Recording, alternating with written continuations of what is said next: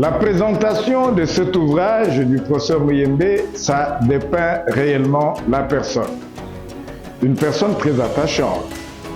Une personne très inspirante, évidemment. Nous, devant vous, marchons régulièrement derrière lui, suivant ses traces.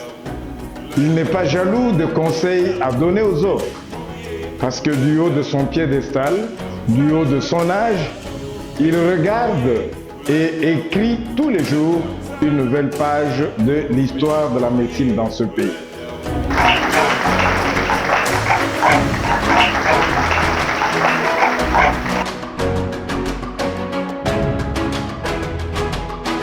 Ceci dit, je voudrais dire toute ma joie de procéder au baptême de ce livre du docteur Michel Mouvoudi. Alors, Jean-Jacques Muyembe, cette personnalité inspirante, je voudrais te souhaiter la bienvenue dans le monde éditorial de la République démocratique du Congo et te souhaiter longue vie. Puisses-tu être lu et servir de texte d'inspiration, mais aussi de méditation pour la plupart d'entre nous, mais spécialement pour la jeunesse montante.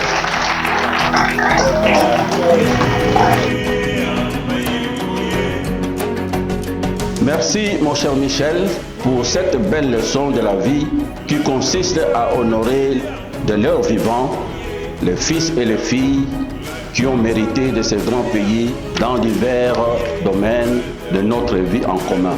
Ton livre nous a appris non seulement à connaître les prix des objets, mais surtout à connaître leur valeur.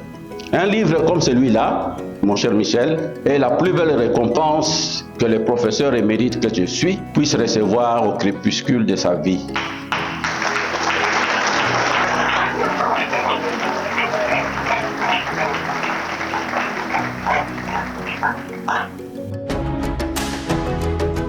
Si vous regardez la vie, vous allez vous rendre compte qu'en fait, tout ce que nous sommes, c'est à cause des Écritures. Imaginez-vous un seul instant si la Bible n'avait pas été écrite. Ça veut dire que si le roi Salomon, le roi David, si le prophète Moïse, si les disciples de Jésus-Christ, comme Marc, Matthieu, avaient décidé de faire comme plusieurs en disant « on n'écrit rien », est-ce qu'on aurait eu des chrétiens dans le monde?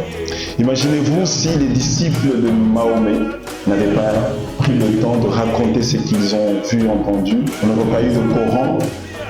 Mais je me pose la question, est-ce qu'on aurait eu des musulmans dans ce monde? En fait, écrire se place comme un devoir. Un devoir parce que vous êtes le fruit de l'écriture et si vous n'écrivez pas, vous avez arrêté la vie. En d'autres termes, ne pas écrire pour les générations futures, c'est quelque part trahir la vie. Que Dieu Tout-Puissant fasse que la flamme allumée 23 000 ans avant notre ère par nos ancêtres à Ishambo et réallumée en ce troisième millénaire par le professeur Jean-Jacques Muyembe ne s'éteigne jamais. Merci et encore une fois, applaudissons très chaleureusement pour honorer le professeur Jean-Jacques Muyembe.